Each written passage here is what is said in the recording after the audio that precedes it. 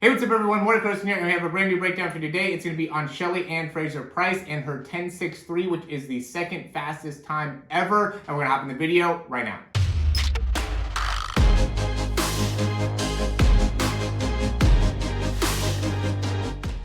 Okay, so we have Shelly-Ann Fraser-Pryce here in lane 4, and that's really good. The focus of this video is going to be on all the different phases. Again, a 10.63, which is the second fastest ever in the history of women's 100-meter sprinting. And really excited to be able to break it all down. Her running a 10.63 right now, preparing for the Olympic trials, really is going to set up a very, very interesting race. I'm super excited for the 100 meter in the women's side as well as the men's side. Obviously, I mean, for both of them, loving sprinting, running, loving track. How can you not be excited for the Olympics coming up in just a few months? So big thing here, she has just such a great explosive first step.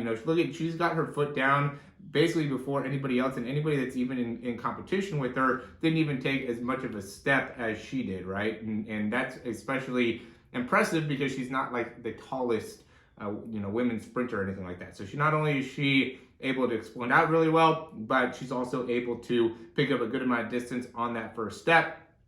Second step didn't look as good, right? You can see she's a little bit off with that second step actually, right? So if you really zoom in there, or when you watch it, here, I guess I can go and play it in somewhat fast speed. Oh, try it here, try it again. Boom, boom.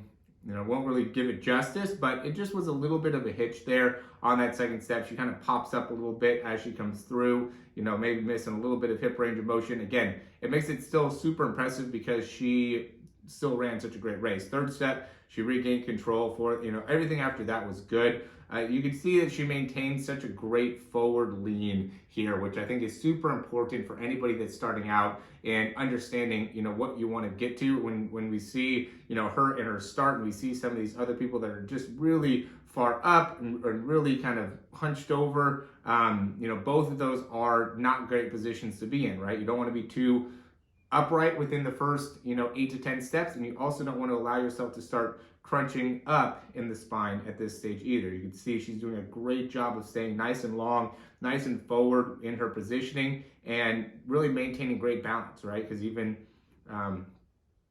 here we have just looking out of control with body, and really starts landing with the legs a little bit too straight, a little bit too early, where you can see where with the beginning part, you really want to be more forward with your spine, which will make it so when you land, you're going to end up having a little bit more knee bend during the actual landing phase. Then now she's getting to more of her top end speed, where now she's going to be landing with a little bit more of a straight positioning with the legs. And really, it's amazing how well she does at just being able to maintain such a quick foot contact time, right? That ends up being, we've done the breakdowns with her before, and just being able to maintain, we can see, boom, she hits the ground at 5.42 there,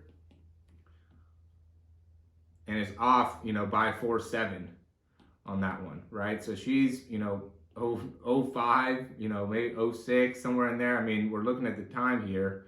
Maybe she landed at 0.4, and then is off, even before 7 though. She's off, in that 0.46, 0.47 range. So either way, 0.6 to 0.7 foot contact time, which is amazing. I mean, that's basically like floating on air, and that ends up being the big difference between the women's sprinter and the men's sprinters. The women's sprinters just have such fast foot contact times. The men's sprinters obviously are able to pick up more distance per step. They're able to create a little bit more force in the ground, and are able to pick up a little bit more distance per step. But when you watch these women sprinting at high speed, I mean, it basically just looks like they're floating, right? Another one here. She's touching somewhere right about 0.7. The frame rate isn't great on this video here. And again, she's already off the ground there, by 0.7. So, she's at the most, she's at a 0.07 foot contact time, which I don't think we've seen a male have under 0.8. And she might even be, really the top in terms of, the female. And then just being able to hold this, right? I mean, she's still, about to run, or she's at, about probably the 80 meter mark here. 80, 90 meter mark. But still, let's look at this point of it. Boom, 5.0.